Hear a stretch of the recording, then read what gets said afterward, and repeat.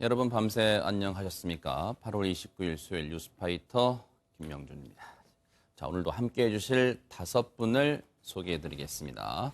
소종섭 전 시사저널 편집국장, 최진봉 성공회대 교수, 그리고 정신과 전문의 최명기 원장, 양지민 변호사, 그리고 홍순빈 아나운서 5분과 함께합니다. 어서 오십시오. 안녕하세요. 네, 여러분과 함께한 뉴스파이터 첫 번째 얘기부터 풀어보겠습니다.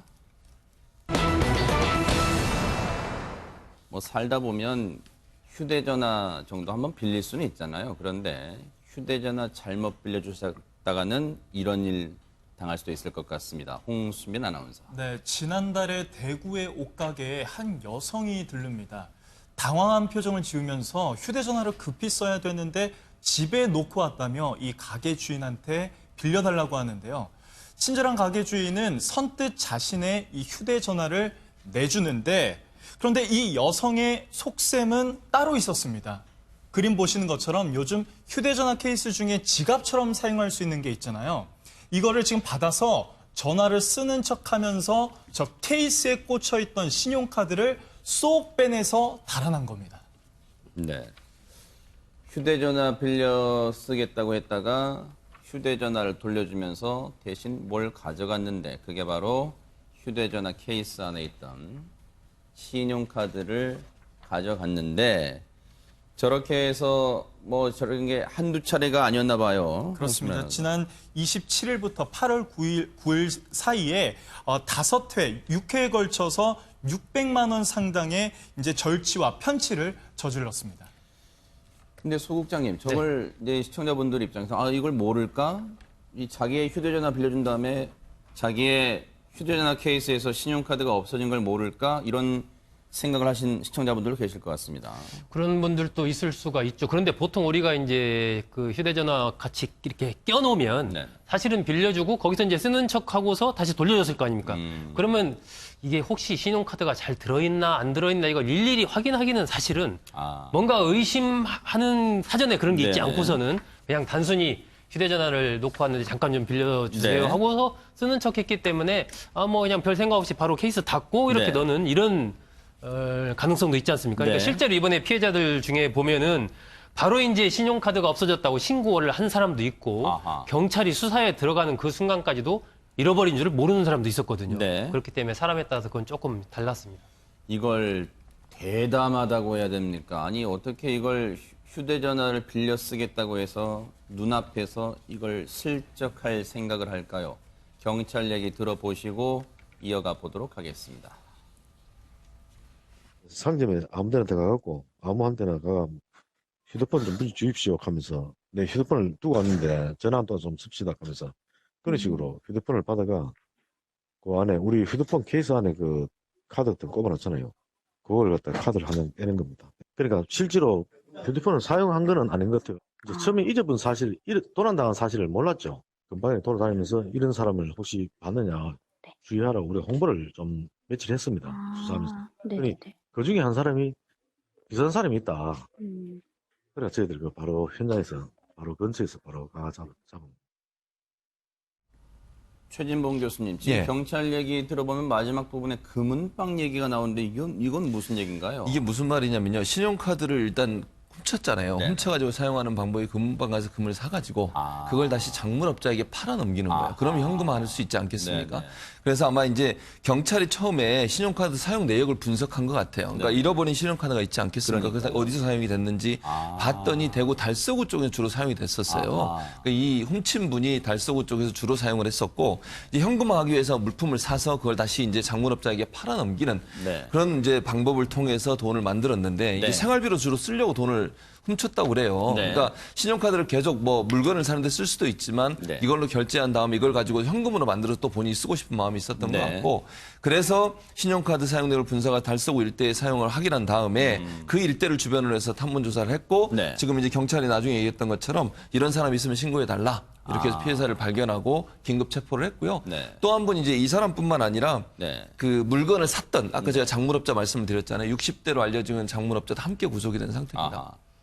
양지민 변호사님, 이런 범죄를 뉴스파이터가 여러 차례 전해드렸습니다만은 이거를 꼭 이 사주는 사람, 그런 장물업자가 거의 한 패처럼 한 패처럼 이렇게 같이 범죄를 저지르는 경우 참 많아요. 그렇습니다. 사실은 지금 뭐 이렇게 귀금속을 사게 된 것도 본인이 직접 하고 다니려고 산 게 아니라 이거를 현금화해서 그거를 이제 생활비나 유흥비로 쓰려고 지금 범죄 행각을 벌인 거잖아요. 그렇기 때문에 아마도 이 60대 작물업자 같은 경우에는 일단 불구속 입건이 되기는 했지만 아마도 조사를 해보다 보면 사실은 상습성이 이제 있을 가능성이 높습니다. 왜냐하면 이게 사실은 이제 내가 물건 훔쳐서 아무데나 갖다 판다라고 할 수는 없거든요. 왜냐하면 일반 어디 이제 귀금속 다른 가게에 가서 팔려고 하더라도 뭔가 의심스러우면 그렇죠. 내가 이걸 잘못 받으면 작물 보관이나 아니면 취득죄로 처벌을 받을 수가 있기 때문에 아하. 이렇게 함부로 사진 않는데 네. 이게 아마 상습적으로 이렇게 운영을 하는 네. 작물 취득업자가 있었을 것으로 보이고요. 네. 이게 상습성이 인정이 된다면 가중처벌을 받습니다. 네. 사실 뭐 요즘 그 최근에 어떤 신문 보니까요. 신문에도 그런 칼럼이 있더라고요. 요즘은 휴대전화 케이스가 지갑이 돼버린 세상이다. 이런 제목의 칼럼을 제가 봤습니다만 지금 휴대전화 케이스에 신용카드나 또는 현금도 이렇게 꼬깃꼬깃 접어서 넣어 다니고 계시는 분들 많더라고요. 그런데 이런 분들은 좀 많이 주의해서 이번 사건을 좀 보실 필요가 있다는 생각이 드는데 최명규 원장님. 이 정신이 없는 상황에서 휴대전화 좀 빌려주세요. 뭔가 다급하게 또는 뭔가 급한 척 이렇게 하게 되면 굳이 내 물건이 없어졌나 이거 들여다볼 겨를이 없을까요? 그런 심리 노력인 걸까요? 어떻습니까? 그래서 이분은 이제 길에서 하지 않고 가게에만 한 거예요. 일단은 이분의 어떤 행색이 제 생각에는 절대로 그런 짓을 할 것처럼 안 하게 하고 갔을 거예요. 그럴 수 화려하게 있겠네요. 가거나 아니면 네. 잘 입었을 거고요. 두 번째로는 가게니까 물건을 살지 모른다는 생각을 하기 때문에 나름 이제 호의를 처음 베풀게 되고요. 예. 그렇기 때문에 누가 휴대전화 빌려달라고 할 때 제일 좋은 거는 네. 제가 대신 전화를 걸어드릴게요예요. 하하, 그러네요. 그렇게 해서 번호를 말씀해 보세요. 제가 눌러드릴게요. 할 수도 있습니다만 또 그 휴대전화를 빌려주는 분 입장에서는 또 그랬다가는 서로 오해가 생길 수도 있기 때문에 그래서 이 친절을 베풀었다가 이런 또 뒤통수를 맞는 그런 사건이었습니다. 조심들 하셔야겠어요, 정말로요. 자, 여러분과 함께 뉴스파이터 이제 다음 얘기로 넘어가 보겠습니다. 어제 정말 이 인터넷상에서도 계속해서 이 얘기가 나왔던 사건인데 아마 많은 분들이 어제 또 이 뉴스 접하셨을 거예요. 최준봉 교수님. 예. 아마 이제 잘 아실 거예요. 박혜미 씨 하면 이제 유명 연예인이고 그렇죠. 이제 탤런트시고 이런데 네. 이분의 남편 되시는 분이 교통사고를 냈어요. 네. 그래서 황모 씨인데 그 두 명이 사망을 하는 충격적인 사건이 벌어졌는데요. 네. 그 어제 이제 구리 쪽에서 11시경 오후 11시경에 경기도 구리시 강변북로에서 사고가 터졌는데 네. 이게 스포츠카를 몰고 가다가 25톤 화물차를 들이받았는데 문제는 뭐냐면 음주를 하고 운전을 한 거예요. 네. 이번에 혈중 알코올 농도가 0.104%인데요. 이게 면허 취소에 해당하는 정도의 음주입니다. 정말 많지네요. 많지죠. 네. 근데 5명이나 타고 있었어요. 그러니까 아하. 요즘은 이제 그 운전한 사람도 처벌을 받지만 음주한 걸 알고도 같이 타도 같이 옆에서 처벌을 받거든요. 근데 왜 5명이나 저 차를 탔는지 이해가 안 되고 네. 또 하나는 옆에 앉았던 분하고 뒷좌석에 앉았던 두 분이 사망을 하고 세 분이 이제 부상을 입으셨는데 네. 이 그 사망하신 두 분이 다 박혜미 씨의 제자래요. 그러니까 같이 연기 활동을 하는. 세상에. 예, 그러니까 박혜미 씨 입장에서는 상당히 좀 충격을 많이 받은 것 같고요. 네. 그래서 조수석에 타고 있던 한 분하고 두 분이 사망을 했는데 문제는 이제 이렇게 음주운전을 통해서 많은 사망 사고가 일어나고 있음에도 불구하고 음주운전에 대한 처벌이 좀 미흡해서 이 부분이 사라지고 있지 않나 하는 그런 안타까운 심정입니다. 네. 지금 앞서 영상을 보여드렸는데요. 그 홍수민 아나운서 그 영상은 그러면 박혜민 씨 남편 황모 씨가 몰던 그 차량의 블랙박스 영상인가요? 그렇습니다. 바로 그 영상이 27일 오후 11시경 경기도 구리시 강변북로에서 이제 있었던 모습인데요. 지금 보시면 차량이 가다가 갑작스럽게 차선을 이렇게 급격하게 변경하는 모습을 볼 수 있습니다. 1차선에서 3차선으로 옮기더니 옆에 있는 갓길에 있는 25톤 트럭에 부딪혀서 이렇게 큰 피해가 났었던 사고입니다. 저 블랙박스 영상을 이건 이제 시청자 여러분들 이해를 돕기 위한 당시의 이제 상황을 저희가 또 그래픽으로 재구성한 모습인데 25톤 이 갓길에 정차 중이던 25톤 화물차를 들이받고 다시 휘청거리더니 그 앞에 있던 작업 차량을 들이받는 그리고 그제서야 멈췄던 상황인데 소 국장님 네. 화면으로 봤을 때는 저 그냥 일반적으로 음주를 하지 않은 상태에서 저 차량을 몬다 하더라도 굉장히 좀 속도가 빠르잖아요. 그리고 차로도 지금 굉장히 수시로 바꾸는 모습이 블랙박스에 찍혀 있고요. 그런데 앞서 최진봉 교수님 말씀처럼 지금 만취 상태라는 점을 감안해 보면 더더욱 기가 막힙니다. 그렇습니다. 그날이 이제 그 우리나라와 우즈베키스탄 그 아시안 게임 축구 8강전이 있었던 날입니다. 그날이에요. 예, 그걸 이제 같이 봤다는 거예요. 아. 같이 보면서 아마 맥주나 뭐 술을 좀 같이 먹으면서 봤던 것 같고, 그러면서 뭔가 좀 아쉬워서 2차로 우리 한 잔 더 하자. 네. 이래가지고 어디로 갈까 목적지를 정하지 않은 상태에서 일단 교회로 나가자. 이래가지고 이제 차에 타고 이동을 하는 상황이었고, 그런데 이미 술을 많이 먹어서 혈중 알코올 농도가 0.104니까 거의 이제 만취 상태죠. 네. 예, 그 상태에서 대리운전을 부르지 않고 직접 운전하고 가다가 저렇게 사고를 낸 거고, 전부 다 이제 같이 타고 있던 배우들은 그 박혜민 씨가 운영하는 그 해미 뮤지컬 컴퍼니라고 그 회사 소속의 단원들. 예, 들어본 적 있어요. 예, 요게 그 또 구리에 있습니다. 아, 그 사무실이. 네네. 그러다 보니까 아마 그 부근에서 같이 만나서 경기를 보고 술을 먹고 뭐 그랬던 것 같고, 네. 그러면서 이제 가다가 그 사고를 발생을 한 거죠. 정말 만취인 게요. 이 사건을 취재했던 우리 MBN의 장명훈 기자 얘기를 들어보니까 일단 이 일행들이요. 술자리를 이미 2차까지 가졌답니다. 이미 2차를 가지고 3차 장소로 이동하던 과정에서 이미 1차, 2차 자리를 가지고 3차 자리로 이동하던 과정에 이런 일이 일어나는데 정말로 어처구니가 없습니다. 그런데 최진봉 교수님, 예. 박혜민 씨 입장, 물론 지금 안타깝게 지금 두 분이 목숨을 잃었어요. 지금 그분들 정말로 너무 그 유족분들의 마음을 정말 이루 말할 수가 없어요. 그런데 일단 박혜민 씨가 아무래도 유명인이다 보니까 그리고 또 자신들의 제자라면서요. 그렇죠. 네, 맞아요. 상심이 클 것 같습니다. 그럼요. 상심이 클 수밖에 없고, 그래서 박혜민 씨가 뭐라고 밝혔냐면 정말 진심으로 사과하고 모든 보상이 필요한 보상, 모든 걸 다 자기가 책임지겠다. 네. 그러니까 남편이 그런 일을 했다는 것도 사회적 비난을 받을 수 있지만, 이제 박혜민 씨 입장은 양쪽이 다 충격일 거예요. 첫째는 유명인의 남편이 음주운전해서 2명이 사망하는 정도의 사고를 냈다는 것 자체도 본인한테 이미지에 큰 타격이 되고, 또 하나는 자기가 키우고 사랑했던 제자들이 결국은 남편의 음주운 때문에 사망을 했잖아요. 그랬을 때 그 마음의 충격이란 더 컸을 거라고 저는 생각이 들거든요. 그래서 박혜민 씨 입장에서는 남편의 그런 잘못된 행동 때문에 이미지 타격도 가지만 결국은 또 마음적 심적으로도 네. 자기 남편의 실수 때문에 자기들이 사랑하고 키웠던 본인이 네. 그런 제자들까지 사망하게 됐으니까 거기에 대해서 큰 아픔이 있을 거다. 네. 그래서 상당히 좀 어려운 상황에 빠져 있지 않을까 네. 하는 생각이 듭니다. 경황이 없을 상황이겠죠. 그런데 박혜민 씨가 어제 입장을 내놨죠. 홍수민 아나운서. 네, 그렇게 입장을 보면요. 세상을 떠난 두 배우는 내가 사랑하는 제자들이다. 가슴이 찢어진다. 내가 죽어서라도 용서를 받을 수 있을지 모르겠다라면서요. 경찰 조사는 물론 장례식, 보상 등의 문제에 있어서 내 모든 것을 내놓고 성실하게 임하겠다고 어제 입장을 밝혔습니다.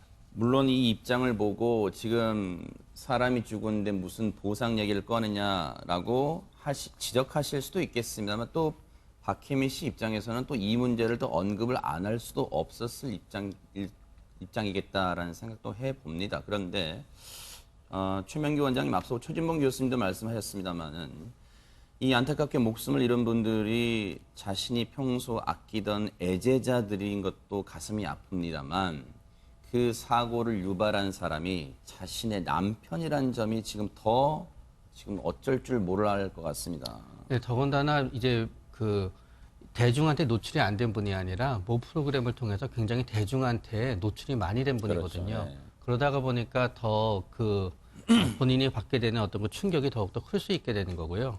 더군다나 그 자기가 사랑하는 제자들의 어떤 사망에 자기네 어떤 또 가족이 기여를 한 셈이 되기 때문에 본인의 입장에서는 현재 이러지도 못하고 저러지도 못하고 아마 굉장히 괴로울 것으로 생각이 됩니다. 네. 방송 들어오기 전에 이제 기사를 좀 검색을 하고 왔어요. 그런데 지금 경찰이 박혜미 씨 남편 황모 씨에 대해서 양지민 변호사님 구속영장 신청할 방침이다 이런 기사가 좀 있더라고요. 그렇습니다. 왜냐하면 지금 사망자가 둘이나 발생했고 거기에 이제 부상자가 이제 본인을 포함해서 3명인 상황이기 때문에 이게 상당히 이제 일단 중대한 범죄라고 사실 봐야 됩니다. 왜냐하면 그래요? 마음은 안타깝지만 사실 이건 범죄거든요. 그래서 일단은 구속영장을 청구할 방침이라고 하고요. 그리고 음주운전에 대해서 다들 들어보셨겠지만 삼진아웃제가 도입된 지 지금 시간이 꽤 지났습니다. 그래서 만약에 음주운전으로 인해서 사상자가 발생하면 사실은 구속해서 수사하고 재판까지 가는 게 원칙이고요. 아, 그래요? 그렇습니다. 그래서 그전에는 사실은 우리가 일반적으로 깔려있던 시각이 운전하다가 사고가 날 수도 있지, 다칠 수도 있지라는 뭔가 과실에 좀 더 무게를 두는 그런 시각이 많았는데 이제 조금 시각이 더 이제 엄격하게 바뀌어서 교통사고를 유발했으면 그 과실에 대해서 반드시 책임을 져야 된다. 그리고 실질적으로 처벌 수위가 아직은 그래도 미약하기는 하지만 과거에 비교를 하자면 많이 수위가 높아졌다고 볼 수가 있겠고요. 네. 그리고 일단은 지금 특정범죄 가중처벌법 위반으로 지금 의율이 될 가능성이 높습니다. 일반적으로 교통사고가 났을 때 교통사고 처리 특례법 위반으로 해서 그 업무상 과실치사상죄를 적용을 일반적으로 하는데 근데 이렇게 음주운전 상태가 심각하거나 이렇게 사망자가 2 이상 발생하고 지금 사상자가 많이 발생한 사건 같은 경우에는 보다 더 이제 형량이 높은 그 특가법 위반 적용을 할 가능성이 높고요. 그렇기 때문에 사실은 만약에 특가법 위반으로 가면 내가 음주운전을 해서 사람이 사망하는 사고면 벌금형 규제가 없이 그냥 1년 이상의 징역입니다. 그렇기 때문에 사실은 지금 굉장히 중대한 그 중형이 선고가 예상이 되는 상황이고 그렇기 때문에 사실 구속영장 청구도 검토하고 있는 것으로 보입니다. 여러 가지 시사하는 바가 많은 사건이에요. 또 가슴 아픈 사건이기도 하고요. 사고였기도 하고요. 이 관련해서 경찰 얘기 들어보시고 이어가 보도록 하겠습니다. 뮤지컬 하는 사람들이잖아요. 그러니까 뮤지컬 연습을 하다가 어디 가가지고 축구를 봤다는 거야. 축구가 끝나고 이제 조금 더 마신 것 같아요, 술을. 가다가 뭐 사고. 아마 그 화물차가 네. 아마 그래서 잠시 주차를 하면서 아마 휴게를 하고 있었던 것 같아요. 전분 운전하신 분도 좀 다치셨어요. 이제 많이는 안 다치셨는데 네. 좀 다치셨어요. 그렇기 때문에 1차적으로는 그분 이제 그 병원으로 가셨고 네. 병원에서 이제 간단하게 오셔갖고 간단하게 이제 기본적인 사실관계는 진술을 하셨는데 네.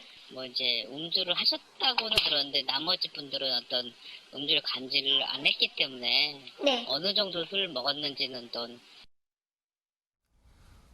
소 국장님, 물론 지금 상황에서 이 얘기는 너무 앞서간 얘기고 또 송구할 얘기일 수 있어요. 뭐냐면 음주운전을 하게 되면 이제 주변 분들이 좀 말리고 해야 되는데 물론 지금 안타깝게 동승자 2분이 지금 목숨을 잃었고 나머지 2분은 동승자 또 운전자 포함해서 지금 3명은 부상을 당한 상태라서 이런 질문이 참 송구합니다만 이거 시간을 좀 앞으로 거슬러 올라가서 운전대를 잡게 하지 않게 했더라면 하는 또 그런 아쉬움도 있습니다. 그러니까 참 안타깝죠. 네. 예, 이게 뭐 기본적으로 이제 운전자가 어쨌든 술을 먹은 상태는 단 1m라도 뭐 1m가 아니라 1cm라도 운전을 하면 안 되거든요. 네네. 그러니까 대리운전을 불러서 이동을 했어야 되는데 어쨌든 거기서부터 1차적인 잘못이 있고 하지만 같이 간 분들도 사실은 이 정도면 거의 혈중 알코올 농도면 면허 취소 수준이거든요. 그리고 이번 사고의 형태를 봐도 그냥 차가 굉장히 빠른 속도로 가서 거의 화물차 밑으로 이 차가 그냥 들어가 버렸어요. 이 차의 상부가 다 드러날 정도로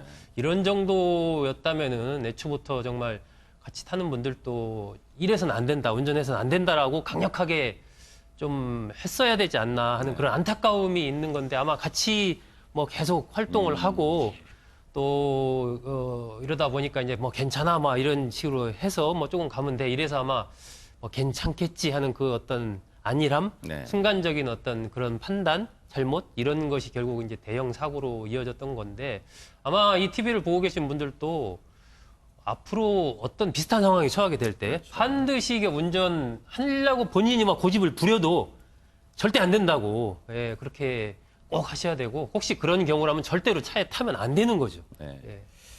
너무 안타까워요. 이 물론 추정입니다만 그냥 괜찮아 이 정도는 운전할 수 있어라고 했을 수도 있겠죠. 그런 상황에 지금 안타깝게도 앞길이 창창했던 두 뮤지컬 배우가 목숨을 잃었으니 정말로 너무너무 안타깝죠. 그런데 최진봉 교수님, 이 사고 관련해서 지금 청와대 국민청원 게시판에도 많은 글들이 올라오고 있다면서 어떤 내용인가요? 그렇습니다. 지금 말씀하신 것처럼 박혜미 남편 황모 씨 음주운전을 강력히 처벌해달라 이런 청원이 좀 올라온 상황입니다. 이게 이제 이분 황 씨가 음주운전에 2명이 사망하는 사건이 일어났잖아요. 근데 저는 이 청원이 단순히 이분에 대한 청원뿐만 아니라 음주운전에 대한 경각심을 울리려는 의도를 갖고 있지 않나는 생각이 들어요. 음주운전을 통해서 사망하는 사건들이 많이 일어나고 있잖아요. 또 정말 애꿎은 피해자들도 엄청나게 많아요. 예를 들면 음주운전하다가 다른 차와 충돌해서 상대방 차가 피해를 당하는 경우는 역주행을 해가지고 엄청난 일가족이 사망하는 사건이란 이런 일이 많잖아요. 그러니까 음주운전하는 사람들은 본인의 피해뿐만 아니라 상대방 이게 움직이는 흉기가 될 수밖에 없는 상황이기 때문에 정부가 아니면 또 국회든 이런 음주운전 처벌에 좀 더 강력한 처벌을 해야 될 필요가 있다라고 하는 부분에 대한 요구를 국민청원에 올리고 있는 상황입니다 지금. 양지민 변호사님, 오죽하면 이 사고가 너무너무 안타깝다 보니까 지금 2명의 지금 이 목숨을 앗아갔잖아요. 그러다 보니까 이제 많은 이 국민분들이 청원 게시판에 지금 막 모여드셔서 글을 남기신 것 같은데 혹시 법적으로 이런 음주운전을 낸 사람들, 꼭 이 지금 황모 씨에 대해서만 얘기하는 건 아닙니다. 가볍거나 무겁거나를 떠나서 음주운전을 한 번이라도 한 사람에 대해서는 뭐 면허를 뭐 몇 년 이상 취소한다, 그리고 강제할 수는 없나요? 대한민국 사회에서는 어떻습니까? 이게 아직까지는 우리나라 이제 현행법상으로는 그게 불가능하고요. 네. 사실은 음주운전과 관련돼서 계류된 법안이 많은 걸로 알고 그래요? 있습니다. 네. 그래서 사실은 우리가 지금 0.05 이상에 대해서 음주운전으로 보고 그 부분에 대해서 처벌을 하는데 이걸 더 이제 낮춰야 된다. 0.03으로 바꾸는 것도 지금 개정안이 나오기는 했는데 계류 중이거든요. 그래서 사실은 좀 입법적으로 해결해야 될 문제들도 여기 있는 것 같고요. 그리고 해외 사례들을 좀 보면 해외는 우리나라보다 훨씬 더 엄격하게 처벌을 합니다. 일본 같은 경우에도 음주운전 자체를 0.03으로 규정을 해놓고 있고 그 0.03 이상이라고 한다면 사실상 아예 술을 입에 대지 못하게 하는 거나 마찬가지거든요. 그러니까 원천적으로 사실은 술을 마시면 운전을 하지 말아야 된다라는 사실 그 전제 하에서 입법을 한 것이라고 보입니다. 그래서 우리나라도 사실은 지금 점차적으로 나아지고는 있지만 어쨌든 법률을 좀 강화해야 되는 부분이 있고, 그리고 이 사건 같은 경우에 굉장히 여러 가지 요인들이 지금 복잡하게 얽혀 있습니다. 사실. 왜냐하면 지금 또 얘기가 나오고 있는 것이 옆에 그 안전지대에 주차해 있던 그 트럭에 대해서도 사실 얘기가 나오고 있거든요. 근데 2016년에도 이와 정말 유사한 사건이 있었습니다. 실질적으로 음주운전 차량이 갓길에 주차해 있던 트럭을 들이받으면서 그 차에 탑승하고 있던 2명이 그 자리에서 즉사하는 사고가 있었는데요. 그때 그 갓길에 차를 세워놓은 그 트럭 운전자의 경우에는 과태료 처분을 받았습니다. 20만 원을 냈거든요. 근데 이 부분에 대해서도 사실은 꼭 반드시 음주운전자가 아니라도 일반 운전자라도 사실은 야간에 저렇게 피하기가 힘들 수 있기 때문에 저 부분에 대한 사실 단속과 또 개정도 이루어져야 된다라고 맞습니다. 봅니다. 물론 저 화물차가 갓길에 불법 정차를 하고 있던 부분도 경찰이 조사를 하겠죠. 그래서 책임 물을 건 묻겠죠. 그런데 그보다 앞서 영상도 보셨잖아요. 이른바 칼치기를 합니다. 칼치기. 차로를 이렇게 저렇게 바꿔요. 혹시라도 스포츠카 속도감을 즐기려고 했을지는 모르겠습니다만, 추정입니다만, 정상적으로 주행을 했더라면 이런 안타까운 사고는 면할 수 있지 않을까. 그리고 그 전으로 다시 거슬러 올라가면 음주운전 자체는 운전대를 자체 잡는 게 애초부터 크나큰 실수였다. 화를 가져올 수밖에 없었다. 이런 생각을 해봅니다. 죄값은 달게 받길 바라고요. 두 분의 명복을 빌겠습니다. 지금 여러분께서는 사건 사고를 집중 파헤치는 뉴스파이터와 함께하고 계십니다.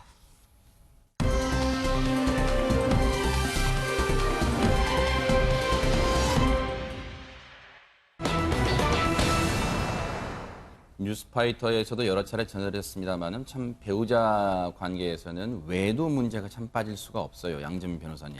네, 이게 지난해 10월에 있었던 일인데요. 70대 여성이 80대 남편의 외도를 의심하게 됩니다. 그래서 부부싸움을 하던 중에 이 여성이 남편을 밀치고 침대에서 떨어뜨리고 수차례 폭행해서 결국에는 남편이 사망하는 아하. 그런 사건인데요. 네.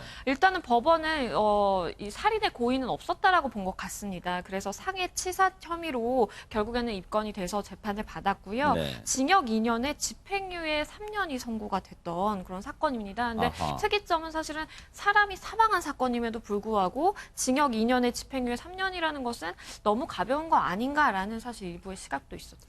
글쎄요. 징역 2년에 집행유예 3년. 80대 남편의 외도를 의심해서 부부싸움을 했는데 남편을 침대에서 떨어뜨려 수차례 폭행해 숨지게 했다. 최명규 원장님, 글쎄요. 일단은 이 여성이 70대 여성입니다. 남편은 80대고요. 재판부는 이렇게 봤어요. 피고인이 망상장애와 우울증을 앓고 있고 자신의 잘못을 반성하는 점을 또 형량에 참작했다고는 밝히고 있습니다만 망상장애와 우울증이 혹시라도 배우자를 의심하는 그 마음에 작용할 수 있어요? 어떻습니까? 네, 그럴 수 있습니다. 이제 망상장애는 뭔가 사실이 아닌데 사실이라고 믿는 거예요. 그래서 예를 들어서 어떤 분은 몸에 아무런 이상이 없는데 자기 몸속에 혹이 있다고 이제 믿습니다. 그러니까 계속 검사도 하고 수술도 해달라고 하는데 이상은 없거든요. 그러나 본인이 있다고 생각 괴롭지요. 또 비슷하게 부정망상이 있으신 분들은 이제 다른 분들이 배우자가 아무리 외도를 하고 있지 않다고 증거를 내세우더라도 외도를 하고 있다고 믿고 증거를 계속 이제 찾아놨습니다. 그런데 이제 망상장애와 조현병의 차이는 뭔가 하면은 망상장애는 그 망상은 있지만 나머지 사회적 생활을 하는데 아무런 이상이 없어요. 아, 그래요? 네. 그렇기 때문에 얼핏 들으면 진짜 다 맞는 것 같아요. 그러나 조현병은 이제 환청이라든가 사고장애가 동반하기 때문에 흐트러지게 되죠. 네. 그래서 오랫동안 망상장애를 앓다가 보면은 환자분의 입장에서 엄청 우울해집니다. 자기는 맞는데 세상에선 전부 다 자기한테 잘못됐다고 그러고 치료받으라고 하다가 보니 네. 우울증이 겹쳐지게 되고요. 아하. 그래서 망상장애가 있을 때는 망상은 있으나 네. 폭행이라든가 어떤 공격적인 행동은 그래도 자제하던 게 네. 망상장애의 우울증이 더해지게 되면 그때부터는 절망감 때문에 도저히 자제할 수가 없게 되게 되면서 네. 여기에서 뭔가 자신의 인생도 뭔가 극단적인 선택을 해야 되겠다는 생각을 하게 되면서 피해자에 대해서도 공격의 그 수위가 굉장히 높아지는 경우가 생기는 겁니다. 조금 전에 전해드린 그 얘기는 이 배우자 간에, 부부 간에 이런 이 안타깝게 목숨을 앗아가는 일까지, 지경에까지 이르는 그런 사건이었습니다만, 그런데 부부 간에요, 양지민 변호사님, 뭔가 상대방, 배우자를 믿지 못해서 일어나는 일들이 참 많이 있다면서요. 그렇습니다. 이 사건 같은 경우에는 이제 결국 이혼 소송을 내게 됐던 그런 사건인데요. 네. 이 사건 역시 이제 불륜과 관련이 돼 있습니다. 근데 네. 이번엔 남편이 이제 아내의 불륜을 의심해서 일어났던 아. 사건인데요. 일단 여성은 굉장히 좀 유명하다고 하는 게 피아니스트 여성입니다. 아하. 그리고 지인의 소개로 이제 이 남성과 결혼을 하게 됐는데 한 15년 가량의 혼인 기간을 유지를 했고요. 그런데 15년 정도 지나서 여성이 이제 남편의 성격이 굉장히 뭐 좀 독특했다라고 합니다. 그래서 스트레스를 평소에 이제 많이 받다 보니까 귀가 시간이 조금씩 늦어지고 그러다 보니까 남편이 아내의 그 불륜을 좀 의심하게 되고요. 아이고. 결국에는 남편이 추궁을 하니까 여성분이 불륜 관계를 다 실토했습니다. 아, 실제로 인정했어요? 네. 그래서 부적절한 관계가 있었다라고 실토를 하고 뭐 각서까지 씁니다. 다시는 이 사람과 연락을 아이고. 하지 않겠다라고 하고 피아니스트라서 이제 음대에 그때 당시 출강을 하고 있었는데 출강하는 것도 그만뒀다라고 합니다. 아니, 이렇게 되면 물론 아내분이 남편의 충동적 성격 등이 평소에 불만이 있어서 이 순간의 판단 실수로 외도를 했지만 어쨌든 남편의 추궁 끝에 자백도 하고 실토도 하고 각서도 썼다. 그러면 양지민 변호사님, 이거 그냥 이 정도 선에서 마무리가 됐던 거예요? 이 부부 사이의 문제는? 아닙니다. 이게 좀 복잡한데요. 네. 남편이 이제 그런 각서도 받은 이후에 하나의 범죄 혐의를 저지르게 되는데요. 남편이요? 그렇습니다. 이제 본인의 이렇게 회사 관련된 일로 공갈 미수로 입건이 되는 겁니다. 아하. 그래서 실제로 재판에 넘겨져서 처벌까지 받았는데요. 아이고. 일단은 그 과정에서 아내가 남편의 이제 선처를 받기 위해서 굉장히 노력을 많이 합니다. 탄원서 쓰고 그랬나 봐요. 그렇습니다. 네. 탄원서도 쓰고 합의하는데도 굉장히 많이 노력을 했는데 일단은 남편은 남편에게 내가 굉장히 실망했다라고 하면서 주변에 난 남편이랑 이혼할 거다라고 이제 주변에 얘기를 하고 다닌 거예요. 그랬더니 이제 또 다시 남편이 의심이 시작이 된 겁니다. 또 불륜을 의심한 거예요? 그렇습니다. 나랑 이혼한다고 얘기하고 다니는 거 보니까 뭔가 있나 보다라 그래서 아이고. 이제 불륜을 의심하게 되고요. 네. 급기야 이 부인이 운영하고 있는 그 음악 학원에 녹음기를 설치하고요. 부인의 가방에도 몰래 이렇게 밑에를 수선을 해서 녹음기를 설치를 해놨습니다. 네. 아니 그런데 소 국장님. 네. 물론 이 남편 입장에서는 나와의 이혼을 공공연하게 떠들고 다녀? 그럼 한 번의 전력이 있기 때문에 이번에도 또 다른 남자를 만나는 거 아니야? 해서 녹음기를 설치했는데 그 녹음기에 불륜 암시 대화가 그대로 담겨 있었대요. 그러면 남편은 정말로 이 남편의 분노도 뭐 이만저만이 아닐 것 같긴 합니다. 남편 입장에서는 이제 첫 번째 어떤 아내의 불륜 부분에 대해서 아내가 인정을 하고 네. 거기에 대해서 다시는 그런 일 안 하겠다라고 각서를 쓰고 다니던 학교도 이제 그만 다니고 이래서 네. 잘 해결된 것으로 아마 이제 생각을 했겠죠. 네. 그런데 이제 두 번째 어쨌든 자신의 잘못이죠. 첫 번째도 뭐 여러 가지 어떤 성격이라든지 아내와의 관계 소통하는 부분에서 문제가 있었던 것 같고 네. 이런 부분이 원인이 됐지만 두 번째 부분도 어쨌든 본인이 이제 회사와 관련된 공갈미수 사건으로 네. 재판에 넘겨진 부분이 원인이 되긴 했지만 아하. 그렇다고 해도 아내가 이렇게 또 두 번째 어떤 외도를 저지를 수 있느냐 네. 이런 부분에 대한 어떤 남편 입장에서는 그런 좀 뭐 배신감이랄까 뭐 이런 부분들이 좀 네. 있었던 것 같고 그러다 네. 보니까 이제 뭐 서로 이 결혼 생활에 대해서 얘기를 하다가 아내를 이렇게 물리적으로 밀치는 네. 넘어뜨리는 뭐 이런 일까지 이제 아하. 발생을 했던 거죠. 네.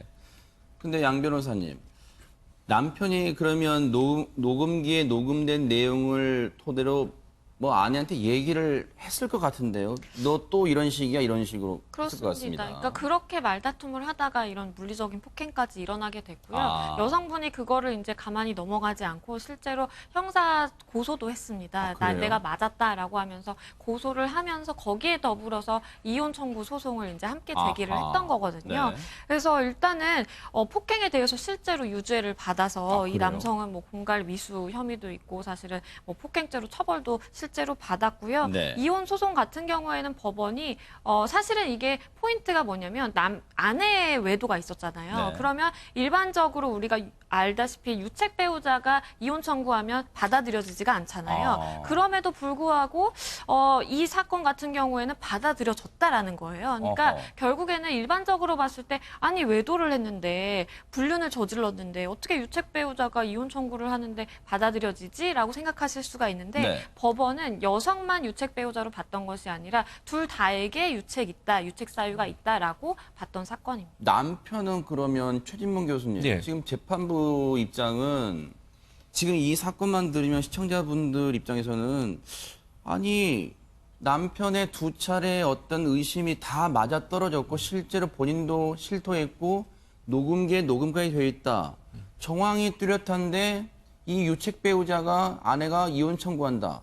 근데 재판부는 남편에게도 책임이 있다 물었는데 남편은 무슨 책임이 있다는 거예요? 이게 이제 그 여성이 이렇게 소위 이제 불륜을 저지르게 된 동기를 제공했다고 보는 것 같아요. 동기를. 예, 그러니까 무슨 네. 말씀이냐면 남편이 자기중심적 사고방식과 행동을 했다. 이게 1차 불륜 같은 경우에 양재민 변호사가 아까 설명했지만 남편이 상당히 좀 성격이 특이했던 것 같아요. 근데 그 부분 때문에 갈등이 심했고 그 갈등의 고통을 푸는 방법이 결국 이제 불륜이라고 하는 것으로 발현이 됐으니 원인 제공자가 남편일 수 있다. 이게 첫 번째 그렇게 봤고 네. 두 번째 불륜 같은 경우는 아까 이제 그 공갈 미수 협박 때문에 처벌을 받았잖아요. 그래서 피해자 찾아다니면서 뭐 탄원서도 받고 합의도 하고 이러면서 인격적으로 많이 실망을 했다, 남편한테. 그 실망된 것이 결국은 또다시 이제 2차 불륜을 저지르게 되는 요인이 됐다. 그러니까 법원 입장에서는 남편의 이런 여러 가지 원인들이 결국 그 부인이 불륜을 저지르는 요인이 됐으니 둘 다에게 책임이 있다. 이렇게 지금 판단을 한 것 같습니다.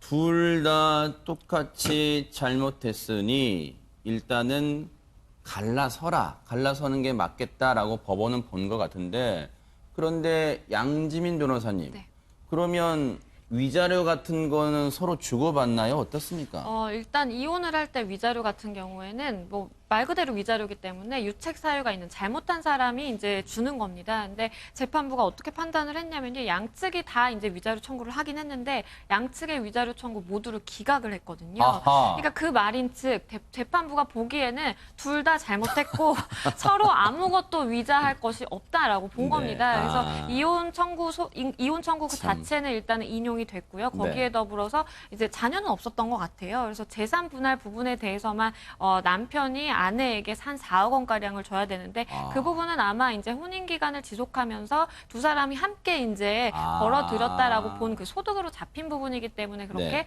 분할하라고 나온 것 같습니다. 글쎄요.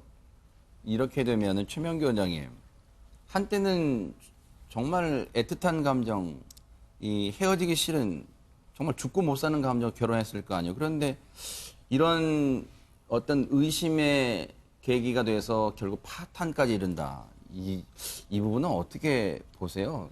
원장님은. 결혼은 제 생각에는 단 하나의 목적이 있어서 하는 겁니다. 결혼은 더 행복해지려고 하는 거거든요. 나는 더 불행해지고 싶어라고 해서 결혼하는 사람은 이 생각에 단 한 명도 없습니다. 그런데 문제는 행복해지려고 결혼을 했는데 이게 불행해지게 되는 경우에 문제가 생기는 거예요. 근데 이제 어떤 경우가 있냐면 한쪽은 행복하다고 생각하는데 한쪽은 불행한 거예요. 한쪽이 행복하면 한쪽의 불행을 대가로 행복한 경우에는 불행한 쪽은 이혼을 하고 싶은데 행복한 쪽은 절대로 이혼하고 싶어지지 않아요. 그러면 이혼 과정이 이어지면서 행복한 쪽도 불행해진 다음에 이혼하게 돼요. 그러다가 보면 원수가 되는 거고요. 또 다른 경우에는 이 상황을 보다가 보면 진짜 이해가 안 가는 게 둘 다 불행하거든요. 그럼 이혼하면 될 것 같잖아요. 이혼 안 하는 이유는 이혼하면 더 불행해질 것 같아서 그런 거예요. 그 이유는 뭔가 하게 되면은 이혼하게 되면 내가 진 것 같은 거거든요. 그러면 이때부터는 이혼하자는 쪽이랑 이혼 안 해주려고 하는 쪽이 일종의 싸움이 벌어지는 거예요. 절대로 내가 질 수 없어. 이 싸움에서 지면 더 불행해질 거예요. 그러면서 서로 싸우면서 서로 더 원수가 되고 서로 완전히 불행해진 다음에 이제 이혼을 하게 되는 거죠. 그런데 양지민 변호사님, 이 이혼 재판에서요, 법원은 재판부는 남편이 아내의 사생활을 녹음했던 이 몰래 녹음기를 설치한 부분은 재판부는 어떻게 판단했을까요? 그러니까 이 부분에 대해서 남편의 유책 사유가 있다라고 판단을 할 때 그 부분도 이제 들어간 것 같습니다. 왜냐하면 사실은 뭐 부부 관계에 있어서 외도라는 게 굉장히 중한 유책 사유로 이제 판단이 되는데 이 여성 같은 경우에는 2번의 외도를 일단은 확실하게 증거가 남게 저질렀거든요. 그렇다라고 한다면 남편이 어떤 그만큼의 잘못을 했냐라고 따져봤을 때 아까 사실은 공갈미수 사건으로 이제 재판을 받으면서 아내에게 실망감을 준 점, 그리고 거기에 더불어서 이제 조금 밀쳐서 이렇게 폭행죄로 입건이 된 점, 거기에 더불어서 몰래 아내의 이제 대화 내용을 녹음하기 위해서 이렇게 녹음기를 설치한 부분에 대해서도 다 유책 사유로 봤던 것 같고요.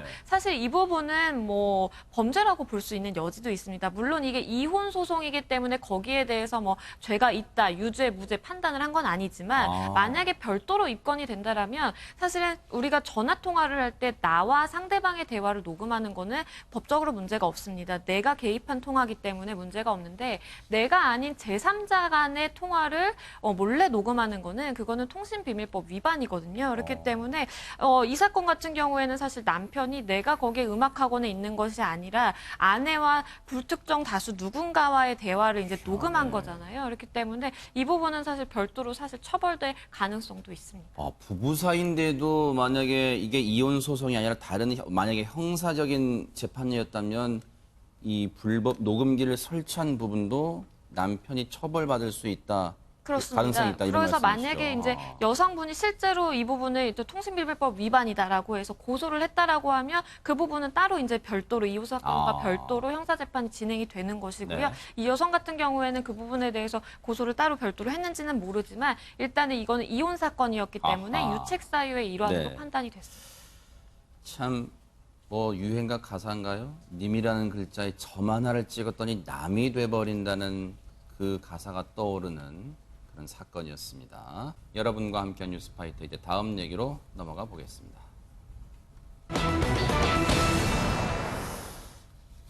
이번에도 차량 얘기인데요. 이번에는 차량에 대고 이런 행동을 한 사람입니다. 홍수민 아나운서. 네, 차량들이 이렇게 빽빽히 정차된 도로에서 갑자기 사람들이 나와서 실랑이를 벌였다고 합니다. 왜 그렇게 된 건지 영상 보면서 확인해 보도록 하겠습니다. 네, 지금 차량이 정체되어 있는데 모자를 쓴 남성이 지금 왼쪽 차량 쿵, 오른쪽 차량 쿵 하고 이 차량으로 다가와서 차량 앞부분을 우산으로 내리칩니다. 자, 이런 사건이 발생을 하니까 지금 황급히 차량에서 내린 운전자들이 저지하고 결국 몸싸움으로까지 이어졌다고 하는데요. 그런데 피해 차량은 이 차량뿐만이 아니었습니다. 조금 전에 그 영상 보셨듯이 차량이 빽빽하게 정차가 돼 있었잖아요. 지난 일요일 오후 3시에 저 남성이 갑자기 나타나서 우산으로 단 하루에 차량 24대를 부쉈다고 합니다.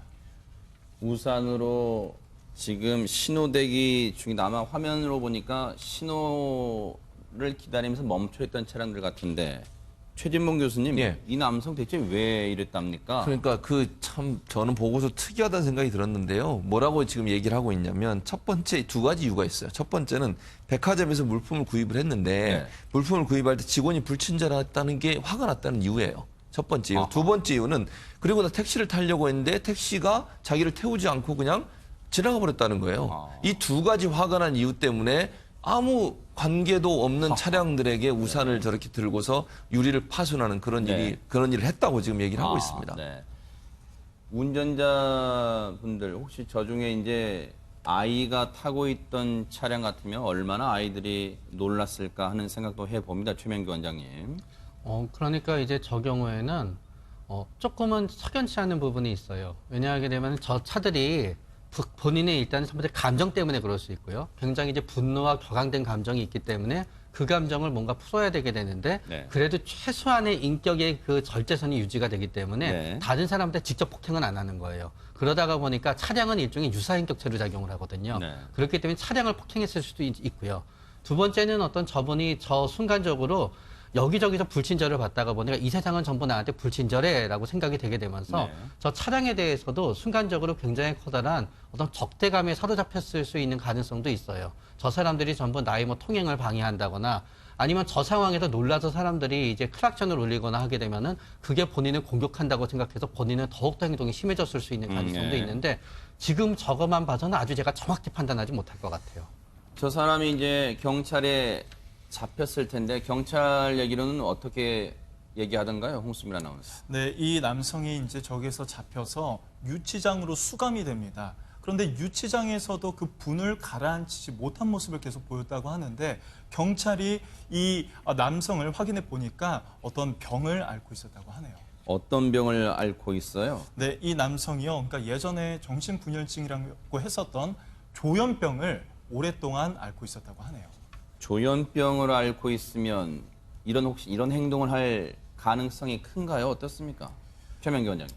사실은 대부분의 조현병 환자분들은 피해의식이 있기 때문에 오히려 밖에 나가지 않습니다. 전체 통계를 놓고 보면은 조현병 환자분 중에 범죄율이 일반인들보다 낮습니다, 오히려. 그러나 이 경우에는 본인의 성향 자체도 약간은 충동 조절이 안 되는 성향이 있었을 거고요. 네. 거기에 조현병이 더해졌을 테고, 만약에 조현병이라고 가정하게 되면은 저 상태는 우리가 이제 망상적 기분이라고 불리는 상태인 것 같아요. 구체적인 망상이 있는 건 아니지만 뭔가 이상한 일이 본인한테 벌어지고 있고 사람들이 나를 갖다 굉장히 해칠 것 같고 뭔가 굉장히 분노가 조절이 되지 않은 망상은 생기지 않았으나 망상으로 넘어가기 전 단계인 것 같고요. 그거를 추측해놓고 보면은 아마 일정 부분 과거에 약을 먹어서 증상이 조절이 되다가 네. 지금은 약을 먹지 않아서 증상이 조절이 되지 않는 어떤 초기 시점인 것 같고 네. 여기에서 계속 치료가 이루어지지 않는다 그러면 그때는 아마 구체적인 망상과 환청이 다시 나타나게 될 겁니다. 그런데 소 국장님, 물론 앞서 최명기 원장의 말씀처럼 조현병을 앓고 있는 사람이 이런 행동을 할 확률은 극히 다른 범죄를 저지른 사람의 보다 낮다고는 말씀하셨지만 이 사람이 과거에도 비슷한 행동을 했다는 얘기가 있어요, 지금. 거의 3년 전에 이제 교도소에서 복역을 한 적이 있었는데 네. 이제 그때도 이제 조현병 진단을 받아서 그때는 교도소 안에 있으니까 교정당국의 관리하에서 약도 계속 먹고 네. 상담도 계속 하고 이렇게 이제 지내왔다는 거죠. 그런데 네. 출소를 한 이후에는 그런 부분들이 이제 체계적으로 관리가 안 되고 그러겠죠. 아. 현행 법 하에서 어쨌든 출소 이후에 법무부가 뭐 관리를 할 수 있는 그런 법적인 근거가 없다 보니까 네. 사실상 어떤 가족의 그냥 관할하에 놓이게 됐는데 아. 제대로 아마 약 같은 것을 잘 안 먹고 이렇게 하지 않았나 네. 그렇게 이제 추측이 됩니다. 그러니까 이런 부분들이 어떻게 보면은 행정의 공백이라고 할 수도 있는데 네. 교도소에 있을 때 그렇게 치료를 계속 받던 사람도 일단 출소하면 그때부터 이게 딱 끊기는 것이거든요. 그렇다면 뭔가 이런 부분에 대해서 다른 부처나 기관과 좀 이렇게 연계해서 치료를 네. 계속 받을 수 있는 그러한 식의 연계 시스템 같은 것들이 좀 갖춰질 필요가 있지 네. 않나. 이번에는 우산으로 내려치는 정도에 그쳤지만 네. 만약에 어떤 다른 더 어떤 강력한 범죄로 이어질 가능성도 뭐 전혀 없다라고 얘기할 수는 없지 않습니까? 네. 그렇기 때문에 그런 어떤 시스템이 좀 필요해 보입니다. 조현병을 앓고 있었던 남성이다. 그리고 과거 비슷한 일로 3년 전쯤에는 복역을 한 일도 있다. 그러면 지금 양지민 변호사님, 저 피해 차량이 한 20넉 대 된단 말이에요. 그러면 그 뭘 경중은 있겠습니다만 저 보상, 수리 같은 거 보상은 어떻게 받을 수 있을까요? 보상은 이 남성에게 사실상 하는 수밖에 없습니다. 물론 보험 그 가입한 그 상품에 따라서 사실은 이제 자차로 해결할 수 있는 부분도 있을 수가 있겠지만 원칙적으로 그렇다라고 하더라도 보험사에서 실질적으로 그 사건을 유발한 사람에게 이제 구상을 하게 되거든요. 그렇기 때문에 결국에는 판단을 한다라고 하면 저 남성이 어쨌든 본인이 유발한 피해 행위에 대해서 다 보상을 해야 되는 건데요.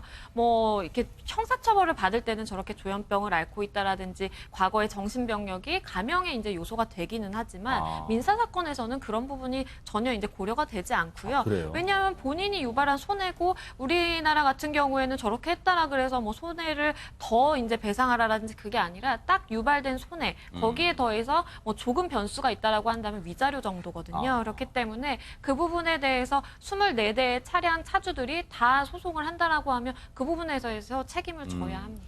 만약에요, 저 보험사들, 20넉 대 차주의 각 해당 보험사들이 일단은 차주에게 일단 보험 처리가 돼 있으면 물어주겠죠. 수리비 같은 걸 주겠죠. 대신 저 가해자에게 구상권, 이제 우리가 낸 보험금을 당신에게 좀 받아야겠습니다라고 구상권을 청구할 텐데 양지민 변호사님, 혹시 저 남성이 그걸 지급할 경제적 여력이 안 되면 어떻게 됩니까? 안타깝게도 우리 법상으로는 사실상 만약에 저 남성이 본인 수중에 정말 재산이 하나도 없고 네. 뭐 부동산도 없고 뭐 집에 정말 뭐 하다못해 가구 하나라도 없는 상황이라고 한다면 보상받을 길은 사실상 없습니다. 그래요? 그럼에도 불구하고 일부라도 보상을 받을 수 있는 것은 어쨌든 거주지가 있고 거주지가 이제 본인이 거주하는 곳이고 그리고 그 부분에 대해서 어쨌든 본인의 그 점유가 인정되는 부분이 있다라고 한다면 그 소유물에 대해서는 우리가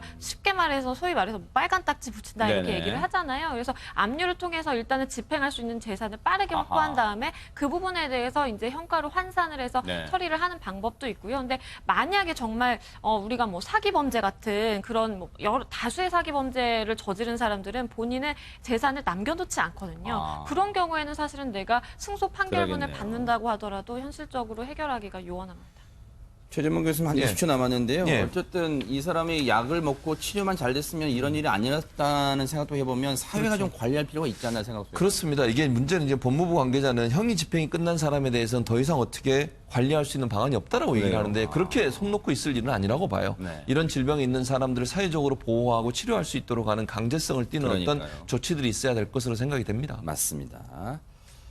여러분과 함께했던 뉴스파이터 여기서 마치겠습니다. 고맙습니다.